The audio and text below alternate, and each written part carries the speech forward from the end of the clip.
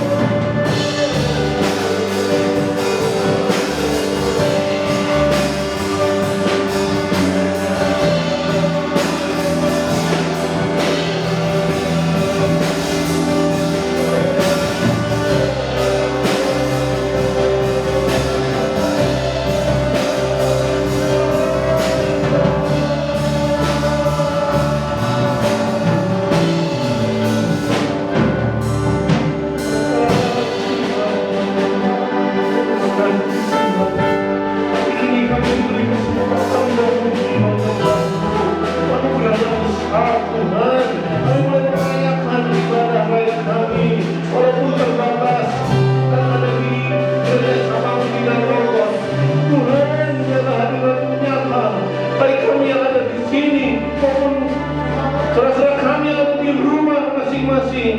Tuhan, lawat kami pagi ini.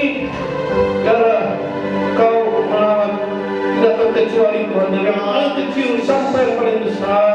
Kami boleh menikmati kebaktian ibadah raya ini dalam pimpinan Tuhan. Terima kasih Tuhan, sepanjang minggu ini Kau sudah pelihara kami. Biar Tuhan, hati kami bawa sungguh-sungguh kehadiran-Mu, mengurapi setiap kami yang melayani, baik yang di atas mimbar maupun yang di bawah mimbar di belakang. Dan Tuhan, yang ada di rumah, Tuhan mengurapi semuanya. Dalam nama Tuhan Yesus, kami sudah memuji dan membesarkan nama-Mu. Haleluya. Semua yang percaya katakan amin. Beri kemuliaan buat Tuhan. Haleluya. Kasih Tuhan. Ya, kita boleh merayakan kemenangan besok tanggal 17 Agustus. Kita memperingati kemerdekaan, hari kemenangan. Tema bulan kita ini juga adalah hidup yang berkemenangan. Haleluya. Kita mau bersorak bagi Tuhan pagi ini, karena di dalam nama Yesus ada kemenangan. Haleluya. Bersoraklah.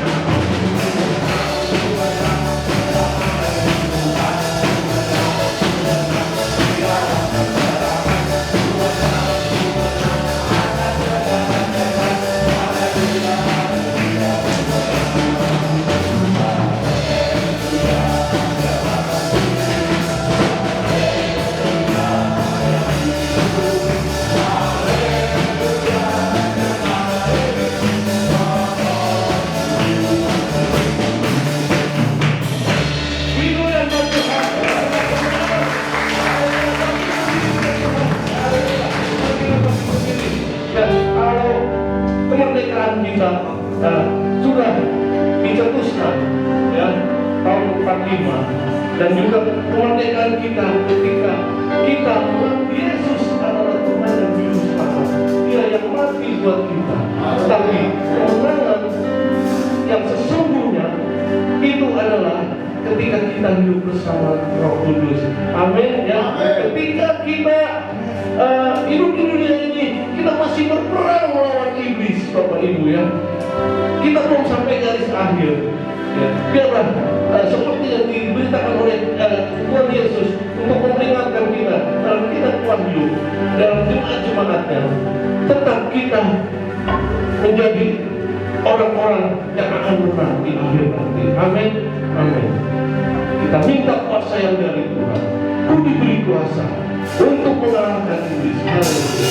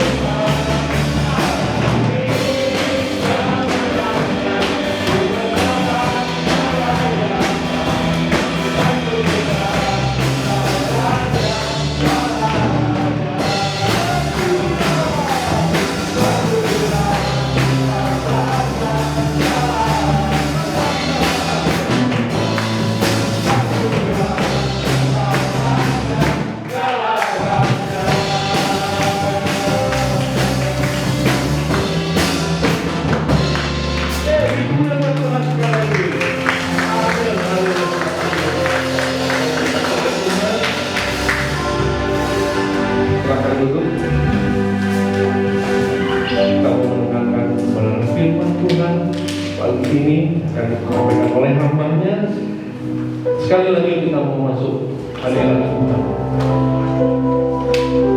Hanya Yesus yang dapat memberi kita kemenangan melawan apapun di dunia ini, termasuk dalam menguasai hati dan pikiran kita, menguasai diri kita. Karena di dalam kitab Amsal katakan, ya,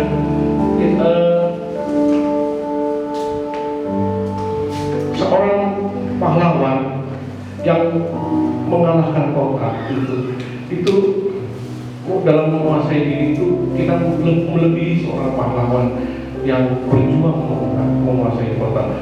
Begitu berat besarnya, beratnya kita untuk menguasai hati kita, pikiran kita. Biarlah kita minta Yesus memberi kemenangan. Yesus, Roh Kudus yang memberi kemenangan untuk kita mengalahkan semua, mengalahkan iblis, mengalahkan hawa nafsu. Kita tidak mungkin bisa menang. Haleluya. Hanya Yesus. Katakan ku tidak takut.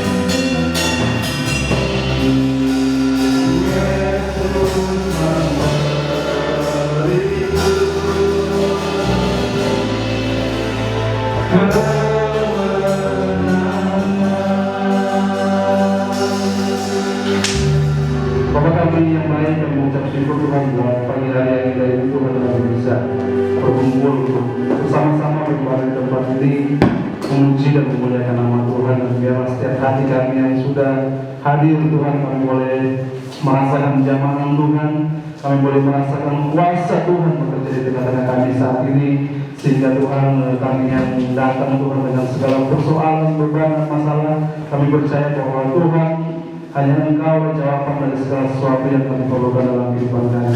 Terima kasih Bapa yang baik, terima kasih Tuhan, biarlah setiap pujian, penyembahan yang sudah kami naikkan Tuhan boleh menjadi korban yang menyenangkan hati Tuhan. Dan saat ini Tuhan kami akan mendengarkan akan kebenaran firman Tuhan. Biarlah Tuhan berkati firman Tuhan pagi hari ini agar supaya dapat mengajar kami, dapat menolong kami untuk kami bisa mengerti apa yang Tuhan inginkan dalam kehidupan kami. Tuhan terpujilah nama Tuhan. Kami berdoa dan mengucap syukur hanya di dalam nama Tuhan Yesus Kristus. Kami berdoa dan mengucap syukur sama-sama yang percaya, katakan amin. Puji Tuhan. Shalom semuanya. Di nama Tuhan kita bersyukur kita bisa mengadakan ibadah untuk pertama kali lagi dalam Lombok. Semuanya karena kebaikan Tuhan. Bapak Ibu saudara yang kasih dalam Tuhan, sebagaimana tema kita bulan ini masih berbicara tentang hidup yang berkemenangan. Kita sudah belajar dari jemaat yang di Efesus yang pertama, kemudian kita juga sudah belajar dari jemaat Smyrna, dan sekarang kita akan belajar dari jemaat Pergamus. Kita buka di dalam kitab Wahyu 2. Wahyu 2 ayat 12 sampai dengan ayat yang ke-17. Wahyu 2 ayat 12 sampai ayat yang ke-17. Kita akan membaca secara bergantian. Saya baca ayat yang ke-12, Bapak Ibu baca ayat yang selanjutnya. Demikianlah firman Tuhan kepada jemaat di Pergamus. Dan tuliskanlah kepada malaikat jemaat di Pergamus, inilah firman Dia yang memakai pedang yang tajam dan bermata dua. Aku tahu di mana engkau diam, yaitu di sana di tempat takhta iblis, dan engkau berpegang kepada namaku, dan engkau tidak menyangkal imanmu kepadaku, juga tidak pada zaman Antipas saksiku yang setia kepadaku, yang dibunuh di hadapan kamu di mana iblis diam. Ayat 14. Tetapi aku mempunyai beberapa keberatan terhadap engkau. Di antaramu ada beberapa orang yang menganut ajaran Bileam, yang memberi nasihat kepada Balak supaya menyesatkan orang Israel, supaya mereka makan persembahan berhala dan berbuat zina. Demikian juga ada padamu orang-orang yang berpegang kepada ajaran yang palsu. Sebab itu bertobatlah. Jika tidak demikian, aku akan memerangi mereka dengan pedang yang di mulutku ini. Siapa mereka hendaklah yang mendengar apa yang dikatakan Roh kepada jemaat-jemaat. Barang siapa menang, padanya akan diberikan dari mana yang sembunyi, dan aku akan mengaruniakan kepadanya batu kuning yang di atasnya tertulis nama baru yang tidak diketahui oleh siapapun selain oleh yang menerimanya. Puji nama Tuhan. Demikianlah firman Tuhan. Kita tahu bahwa sebelumnya kita mengetahui bahwa kitab jemaat Efesus sudah disampaikan oleh Ibu Esther bahwa Efesus itu adalah kota terbesar pada zaman dahulu, di mana ada 7 jemaat yang dikatakan dalam firman Tuhan, dan dikatakan juga Smyrna itu dia adalah kota yang paling indah di antara 7 kota yang disebutkan dalam Alkitab oleh Rasul Yohanes. Dan yang Pergamus kita akan belajar adalah sebuah kota yang merupakan dia nggak sebesar kota Efesus dan juga tidak seindah dengan kota Smyrna yang ada pada zaman dahulu. Tapi Pergamus ini adalah salah satu kota yang dimana pada waktu bangsa Yunani menguasai Asia pada zaman dahulu, mereka mengambil Pergamus sebagai ibu kota. Dan juga ketika bangsa Yunani dikalahkan oleh bangsa Romawi, mereka juga bangsa Romawi juga tetap mempertahankan dan menjadikan kota Pergamus sebagai ibu kota dari kerajaan Romawi pada zaman dahulu. Nah, Bapak Ibu Saudaraku yang kasih dalam Tuhan Yesus Kristus, Pergamus, kalau mungkin kita banyak belajar pada zaman dahulu, tetapi ketika orang-orang Muslim menguasai Mesir, akhirnya perpustakaannya dibakar habis dan akhirnya musnah, karena mereka mengatakan bahwa apakah perpustakaan buku-buku ini, apakah itu lebih penting daripada Al-Quran, katanya. Akhirnya mereka ini Al-Quran adalah yang terpenting dan buku-bukunya mereka musnahkan. Dan akhirnya perpustakaan terbesar yang ada di dunia pada zaman dahulu yang terletak di Alexandria akhirnya dihancurkan. Dan kemudian Pergamus juga terkenal karena mereka juga memiliki perpustakaan yang besar pada waktu itu setelah Alexandria yang ada di Mesir, karena mereka juga berhasil memproduksi. Sebelumnya mereka masih ngambil karena Mesir kan zaman dahulu mereka memproduksi kertas pohon papirus, dan akhirnya pohon papirus itu diolah menjadi kertas. Makanya papirus itu diartikan menjadi paper, ya. Nah, itu dari asal mula kata paper, kertas itu dari pohon papirus. Tetapi Pergamus mereka juga ada konflik sama bangsa Mesir, dan akhirnya Mesir nggak mensupply mereka untuk mengirimkan bahan-bahan kertas untuk dijadikan buku, dan akhirnya mereka memiliki ide untuk mengambil orang-orang yang hebat yang ada di Mesir pada waktu itu, untuk mereka bagaimana agar supaya mereka bisa memiliki perpustakaan dan bisa menampung buku-buku yang sebanyak itu. Dan akhirnya mereka mengambil kesimpulan dan mereka dapat ide pada waktu itu mereka memakai kulit.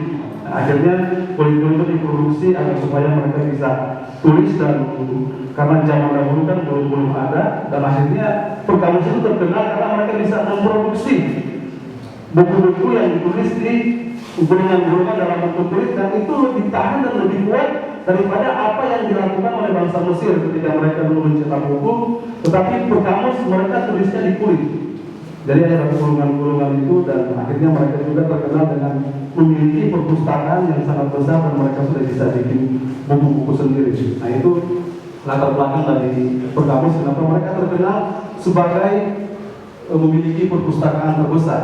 Nah, Bapak Ibu Saudaraku yang kasih dalam Tuhan Yesus Kristus, Pergamus juga dikenal sebagai pusat penyembahan berhala terbesar pada zaman dahulu. Kenapa dia dikenal sebagai pusat penyembahan berhala? Karena Pergamus adalah ibu kota provinsi Asia pada waktu itu, dan otomatis semua penyembahan itu dipusatkan di Pergamus.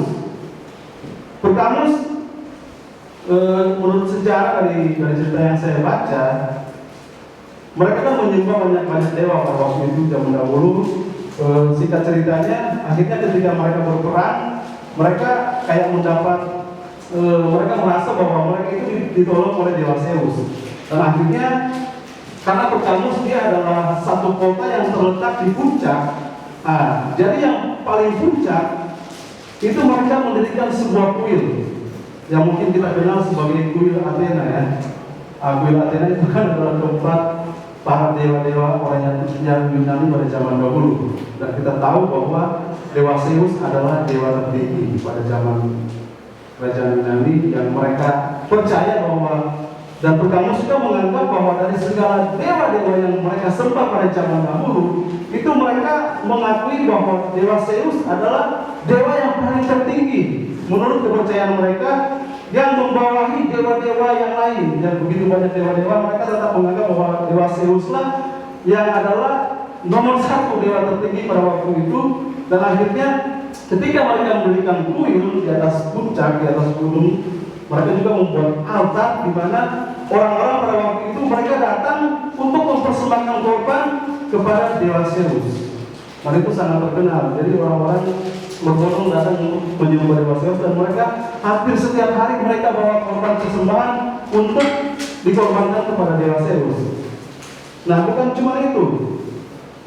Pergamus juga ternyata mereka, selain mereka memiliki dewa Zeus sebagai dewa tertinggi, mereka juga mempunyai satu dewa yang yang mereka anggap sebagai Tuhan dan Juru Selamat dari orang-orang Pergamus, yaitu namanya Dewa Asklepius. Mungkin kalau kita perlu dengar ya, Dewa Asklepius.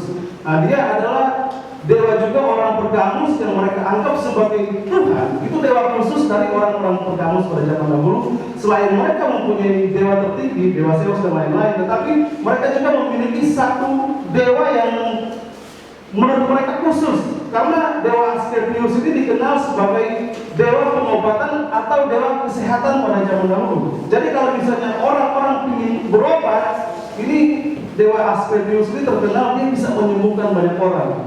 Kemana-mana dia selalu bawa tongkat dan bawa ular. Dan akhirnya di Pergamus itu didirikan rumah-rumah sakit terbesar. Dan sampai sekarang kalau kita ketahui yang namanya apotek ya, apotek itu kan ada logo. Ada logo itu ada ular. Nah itu dasar awalnya dari situ ternyata. Karena menurut pemahaman orang-orang zaman dahulu, kalau misalnya orang berobat ke dewa ini, mereka pasti sembuh. Dan itu ya itu pengaruh bahasa Inggris lah, supaya kan orang-orang datang menyembah. Jadi selain mereka menyembah dewa yang lain, Dewa Zeus dan teman-temannya, mereka juga mendewakan yang namanya Dewa Asklepius sebagai dewa kesembuhan atau pengobatan yang bisa mengobati banyak orang, dan akhirnya didirikan di rumah-rumah sakit di kota Pergamus, dan itu zaman dahulu sangat terkenal. Dan ketika Roma juga pemerintah Asia, karena dia ada di kota juga, kita tahu bahwa kerajaan Roma mereka sangat terkenal dengan kaisar ya. Jadi kalau menurut kerajaan Romawi dulu, kalau misalnya orang-orang tidak menyembah kaisar, itu hukuman berat. Dan akhirnya singkat cerita juga di Pergamus, karena dia adalah ibu kota dari kerajaan Romawi, akhirnya mereka juga mendirikan kuil yang sangat besar pada waktu itu yang berpatungkan Kaisar Kaisar Agustus kalau nggak salah ya pada waktu itu ya, yang memerintah. Dan akhirnya Konstantin. Apa? Kaisar Konstantin. Bukan yang pertama. Yang di Pergamus patungnya Konstantin Ya. Pokoknya patung kaisar juga di situ saya lupa. Dan akhirnya mereka juga ditarik untuk mereka menyembah kepada kaisar.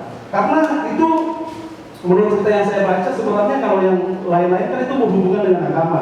Tetapi karena kerajaan Romawi mereka juga bermain politik, mereka nggak mau hanya sekedar menjajah bangsa-bangsa yang mereka ketemu, tetapi akhirnya mereka mengambil kesimpulan untuk membuat suatu bagaimana, misalnya kalau rakyat-rakyat sampai memberontak kan bahaya. Akhirnya mereka memikirkan satu cara untuk bagaimana mereka bisa mengikat orang-orang yang mereka jajah.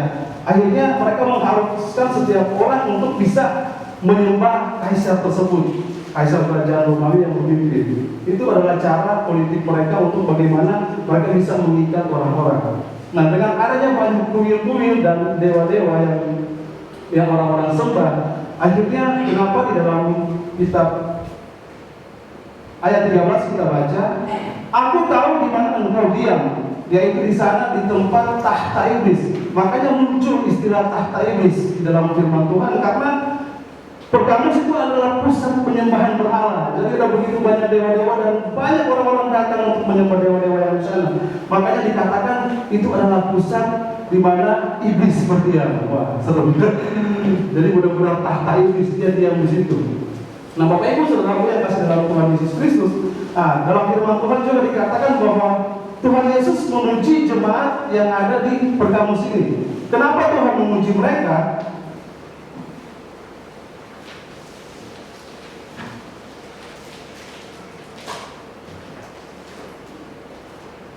Nah, selanjutnya kenapa dikatakan bahwa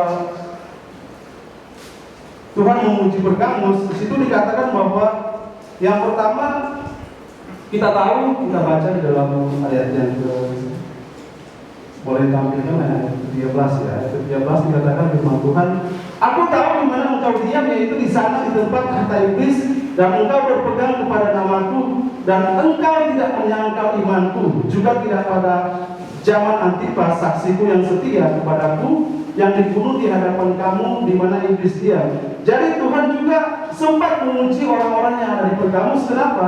Karena yang pertama, mereka itu sebagai orang-orang yang percaya kepada Tuhan, mereka itu berani untuk tinggal dan berdiam di kota Pergamus pada waktu itu.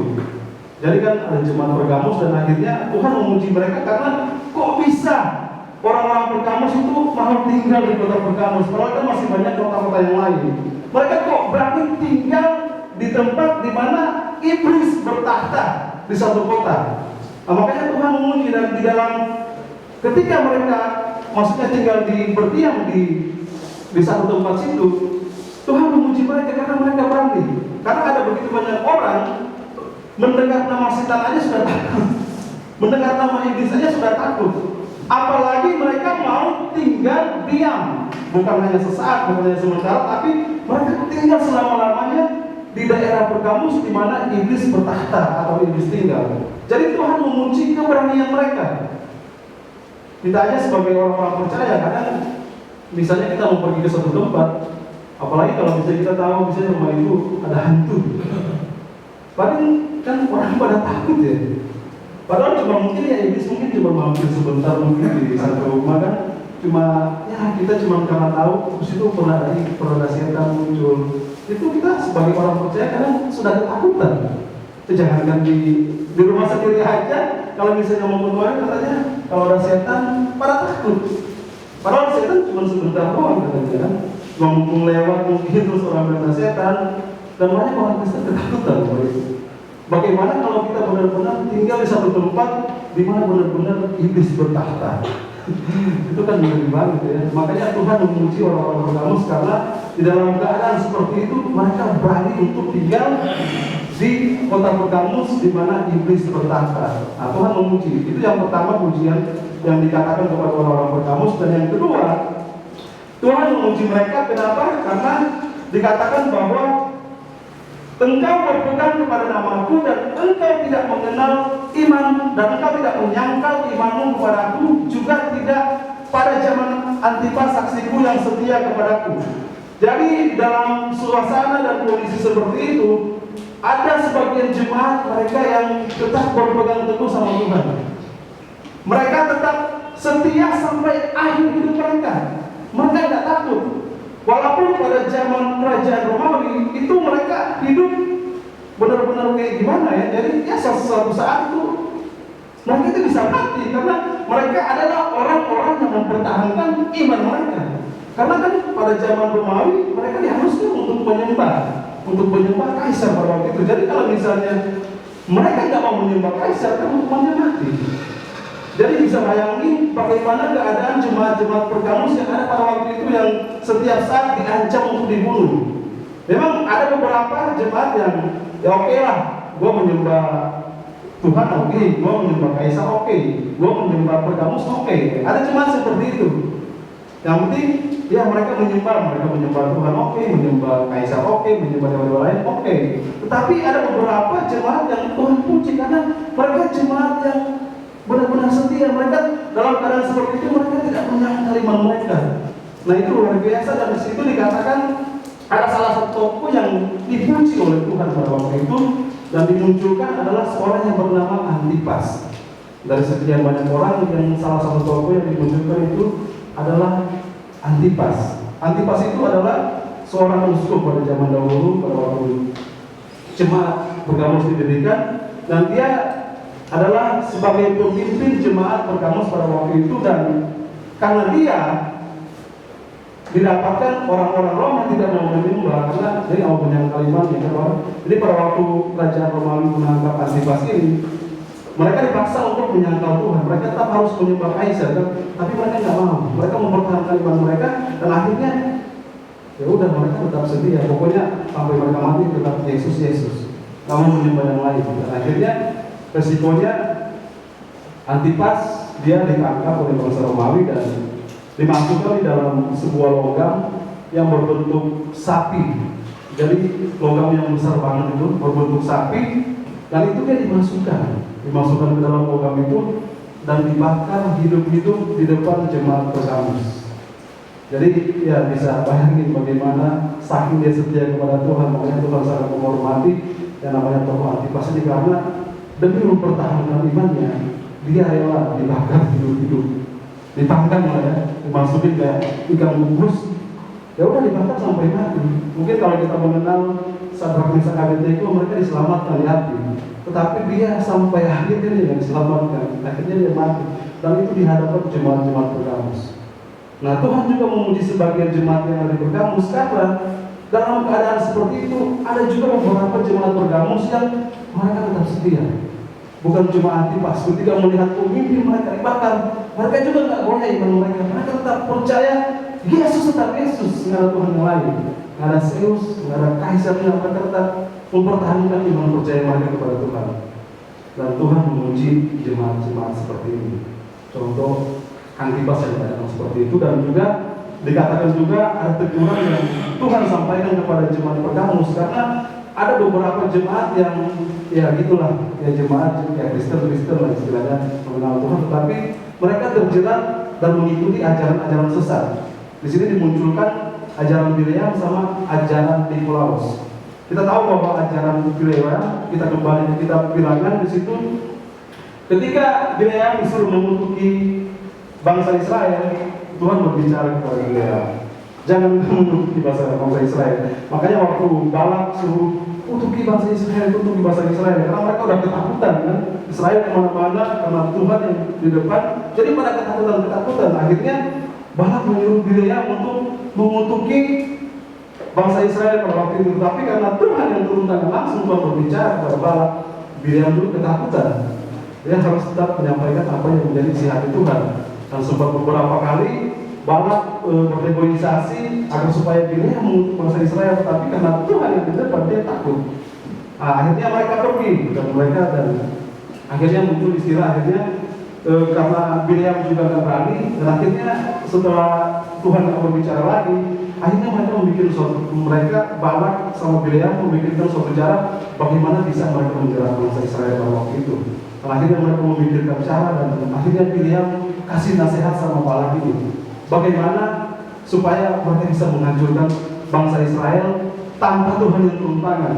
Dan akhirnya mereka ya istilahnya berpolitik, dan mereka cari cara bagaimana akhirnya dikatakan di dalam firman Tuhan, akhirnya perempuan-perempuan orang Moab pada waktu itu jadi tameng untuk mereka bisa menjerat bangsa Israel, dan akhirnya bangsa Israel pada waktu itu mereka jatuh di dalam penyembahan berhala dan berbuat zina dengan orang-orang yang ada di Moab. Nah, itu caranya Bileam dengan Balak. Itu strategi mereka untuk mereka bisa menghancurkan bangsa Israel tanpa mereka yang berperang. Akhirnya kan Tuhan, karena bangsa Israel istilahnya mendua hati, mereka berzina secara rohani dan secara jasmani dengan orang-orang Moab pada waktu itu, dan akhirnya Tuhan murka. Dan akhirnya Tuhan marah pada bangsa Israel, dan akhirnya banyak orang Israel pada waktu itu yang mati, sekitar 24.000 orang gitu, dalam Alkitab yang meninggal karena perbuatan mereka. Jadi mereka bangsa Moab, Balak pada waktu itu nggak berperang sama bangsa Israel, tapi mereka menggunakan cara untuk mereka bisa menghancurkan bangsa Israel. Mereka pakai strategi wanita, akhirnya jatuh dalam penyembahan berhala dan berbuat zina. Nah, itu yang terjadi juga di jemaat Pergamus. Kenapa dikatakan mereka mengikuti ajaran Bileam? Karena pada zaman Romawi itu mereka suka dengan pesta pora, akhirnya dengan yang meriah-meriah juga, dan akhirnya beberapa jemaat Pergamus juga mereka ikut. Akhirnya berzina baik secara rohani maupun jasmani, dan itu sangat tidak menyenangkan hati Tuhan, sehingga Tuhan menegur agar mereka bertobat. Nah, itu yang terjadi. Nah, Bapak Ibu Saudara yang kasih dalam Tuhan Yesus Kristus, nah kita sebagai orang-orang yang percaya, sebagai orang-orang yang hidup berkemenangan saat ini, tentunya kita harus mengikuti apa yang Tuhan puji. Di mana Tuhan memuji orang-orang yang tetap setia, yang tetap mempertahankan iman mereka di dalam kondisi yang tidak baik dan tidak enak, tetapi mereka tetap sekali Yesus tetap Yesus. Dan itu kita boleh mempelajari bagaimana kesetiaan mereka. Kita sebagai orang-orang yang percaya, dimanapun kita berada, Apapun situasi kondisi yang kita alami, mungkin suatu saat kita diperhadapkan seperti itu. Apakah kita mau tetap setia atau kita menyangkal? Zaman sekarang aja kan katanya orang kemana-mana berani ya. Maksudnya rame-rame kumpul ke mall, ke pasar, dan lain-lain berani, tapi kok gereja nggak berani katanya. Jadi ini perdebatan macam-macam lagi, karena ya ingin melindungi diri macam-macam, dan ada konsep-konsep macam-macam, dan ya udah terserah imam-imam siapa aja lah ya. Pokoknya kita yang benar-benar sungguh-sungguh, ya udah kita percaya bahwa kita pasti dilindungi. Tapi ada orang yang nggak berani bisa mengambil sifat seperti itu. Mereka lebih milih ya udahlah. Tapi kalau pergi ke pasar-pasar yang lain, mereka takut. Tapi kalau ke gereja mereka takut. Nah itu kan jadi perdebatan juga. Kita mau melindungi diri, jadi macam-macam. Terserah kalau iman belum kuat ya udah jangan. Tapi ya kita percaya bahwa ketika kita mengambil langkah untuk beribadah ke rumah Tuhan, ya Tuhan pasti melindungi kita. Amin. Kalaupun terjadi apa-apa, ya itu ada Tuhan. Ya kalaupun kita memang harus meninggal gimana ya? Ya itu yang terjadi. Oke, saya nggak panjang lebar, tapi biarlah kita sebagai jemaat Tuhan, apapun yang terjadi kita tetap setia untuk beribadah kepada Tuhan. Dan di ayat terakhir dikatakan bahwa barang siapa yang menang, Tuhan akan menghadiahkan mereka mana yang tersembunyi. Mana yang tersembunyi ini berbicara tentang Yesus sendiri. Jadi mereka akan mendapatkan Yesus dan mendapatkan hidup yang kekal. Dan juga ada istilah batu putih. Batu putih, barang siapa yang menang, mereka akan mendapat batu putih. Itu menurut tafsiran juga ditafsirkan sebagai undangan di dalam perjamuan. Jadi pada waktu nanti perjamuan pernikahan anak domba, kalau kita nggak punya batu putih, bahaya. Itu sebagai undangan untuk kita bisa masuk di dalam perjanjian hari. Jadi barang siapa yang menang, kita akan memiliki Kristus untuk selama-lamanya. Kita akan mendapatkan hidup yang kekal. Tapi orang yang tidak menang, mereka akan dihukum dan akan masuk ke dalam jurang penderitaan. Mari kita berdoa. Bapak kami yang baik, terima kasih buat teman-teman pagi hari ini Tuhan yang bisa disampaikan di dalam pengajaran kami. Tuhan, untuk kami tetap setia, berpegang teguh kepada iman kami, dan tetap percaya apapun yang terjadi. Tuhan, kami percaya bahwa Tuhan selalu menjaga dan melindungi kami. Berkati setiap kami ya Tuhan, umat Tuhan dimanapun kami berada, untuk kami tetap percaya sungguh-sungguh kepada Tuhan, tidak bimbang, tidak ragu akan pertolongan Tuhan dalam kehidupan kami, karena kami percaya Tuhan bahwa Engkau adalah satu-satunya juru selamat yang kami harapkan dalam kehidupan kami. Tuhan, terpujilah nama Tuhan. Kami berdoa di dalam nama Tuhan Yesus Kristus. Kami berdoa, haleluya. Amin. Terima kasih buat PI Jackson yang tidak memberkati kita. Jadi berfirman Tuhan. Semua jemaat Tuhan berkati. Amin. Ya, apapun beratnya penderitaan, kita mau bertahan, ya. Kita mau bertahan.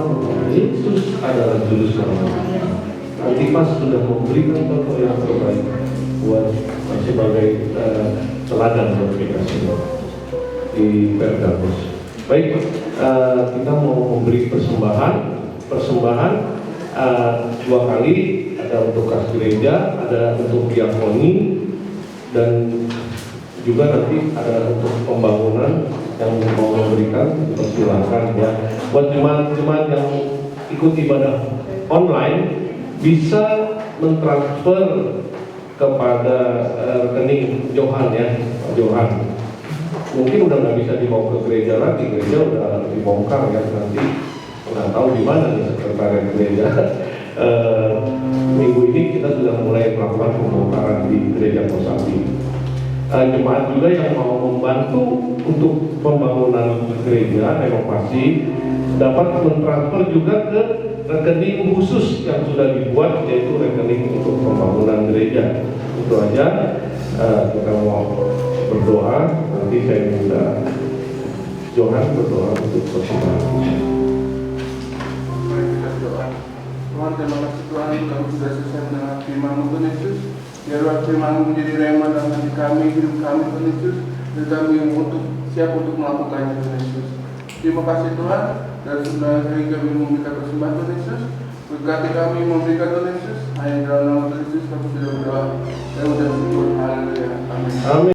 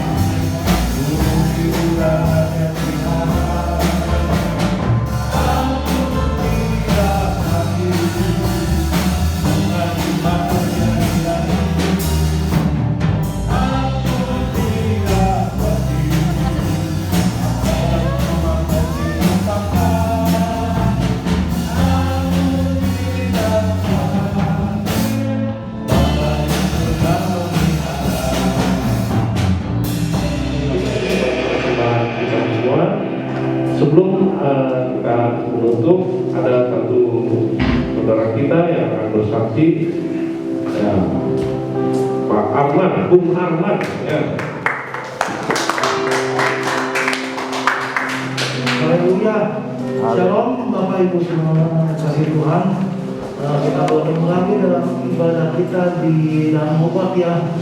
Haleluya. Saya semua bersyukur atas kebaikan Tuhan selama masa pandemi ini. Tuhan tetap setia memelihara saya dan keluarga saya. Apapun keadaannya terjadi, Tuhan setia menolong saya tepat pada waktunya ya. Saya ingin memberikan kesaksian pujiannya sebentar. Siapakah aku ini Tuhan? Kasih setia.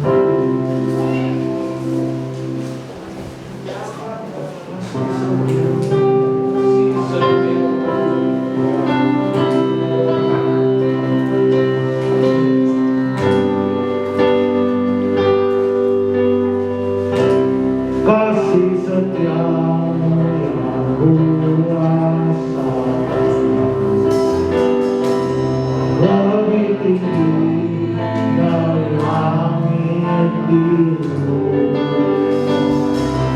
Kebaikanmu yang tak pernah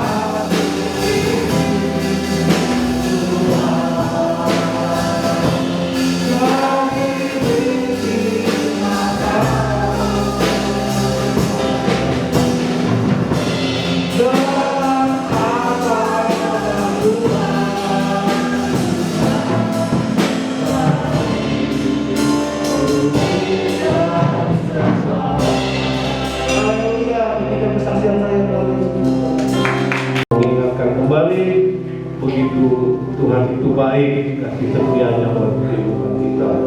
Ya, terima kasih. Yang saya ingat aja ada beberapa pengumuman. Selasa ini ada kebaktian kaum pria dan wanita digabung jam 7 malam secara Zoom ya. Lalu ada IG juga ya, Zoom ya Zoom. Lalu ada doa untuk pembangunan, doa puasa setiap hari Jumat jam 7 malamnya kita ada doa. Lalu Kalau nggak salah besok ya. Hari Selasa. Hari Selasa ini ada KPKP, tidak ada doa ya.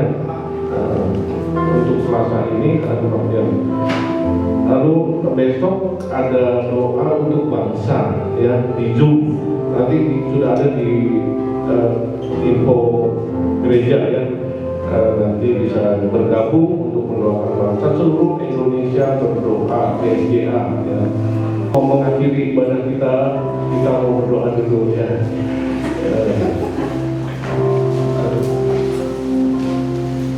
Mari kita berdiri.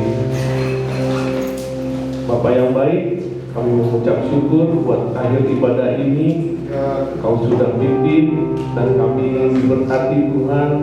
Kami boleh memuji menyembah-Mu, merasakan hadirat-Mu, dan kami boleh dipimpin oleh kebenaran firman-Mu yang selalu mengingatkan kembali terus kami Tuhan, seperti jemaat-jemaat yang 7 jemaat yang ada di kitab Wahyu, khususnya di Pergamus pada hari ini kami boleh mendengarkannya.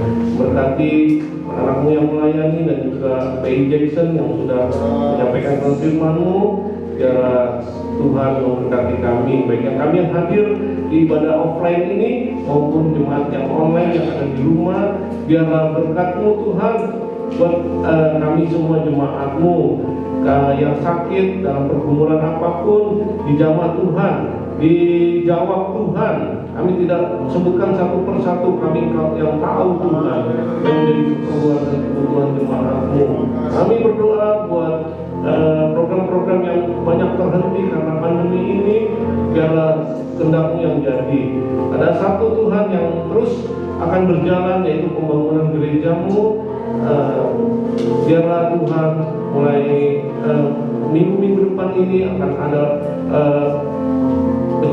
pencopotan semua plafon yang ada, dan juga untuk memberi barang-barang untuk pembangunan ini. Engkau pertemukan kepada kami Tuhan, kepada orang yang tepat, yang baik, yang harga yang terbaik, dan juga orang-orang yang membantu, baik dari ketua pembangunan sampai Pak Eriani juga bersama temannya yang akan menghitung semua.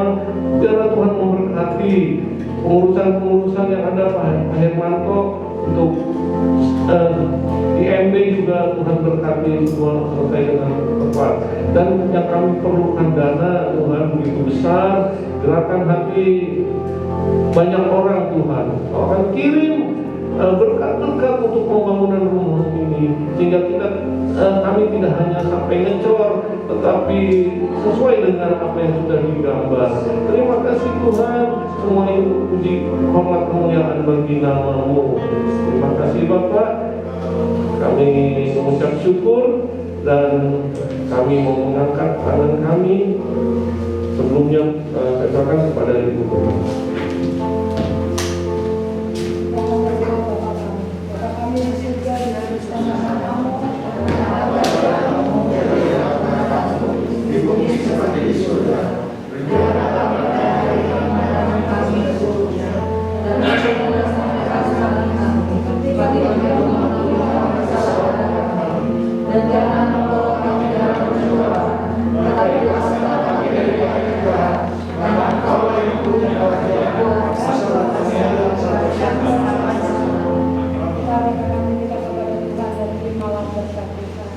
Tuhan memberkati engkau dan melindungi engkau.